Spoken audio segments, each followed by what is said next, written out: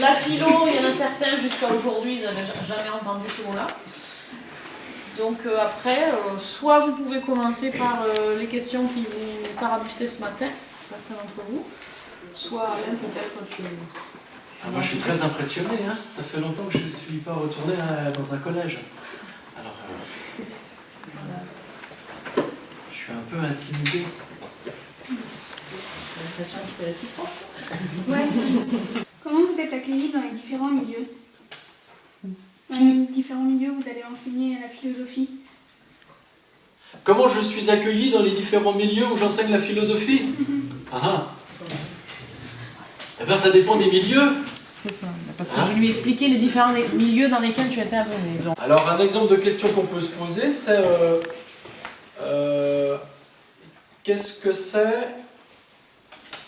qui est juste? Qu'est-ce que c'est que agir de manière juste? Tu vois la question?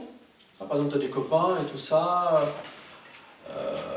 Il y a un copain, il t'a fait une crasse. Il t'a dit qu'il allait, je sais pas moi, il t'a dit qu'il allait te prêter son vélo. Et en fait, quand tu viens chez lui récupérer son vélo, en fait, il te le prête plus. T'es un peu en colère quand même, et puis tu dis c'est pas juste. C'est pas juste parce que t'as pas tenu ta parole. Tu vois ça? Quand tu dis ça, toi, tu as eu une idée de ce que c'est que la justice. C'est par exemple tenir sa parole. Ça va? Tu le comprends? Ouais. Bon. Allez, maintenant, on imagine qu'on est en prison. Pas toi, hein, toi, t'es un garçon délicieux, tu iras pas en prison. Hein. J'ai pas l'impression que tout le monde est d'accord avec ça. Non, on plaisante, hein, mon pauvre. Bon, maintenant, j'arrive en prison.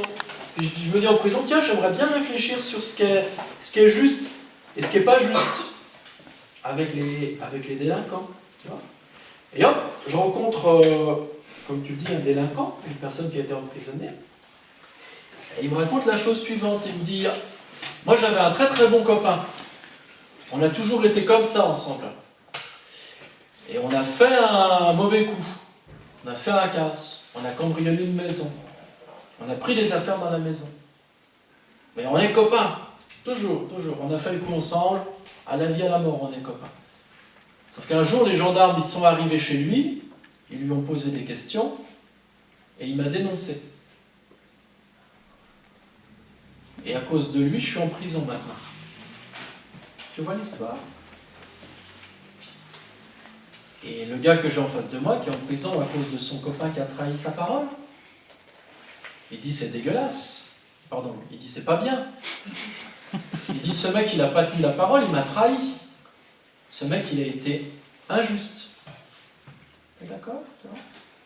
Mais le mec qui a trahi, il dit non, non, moi j'ai pas été injuste, moi j'ai obéi à la loi.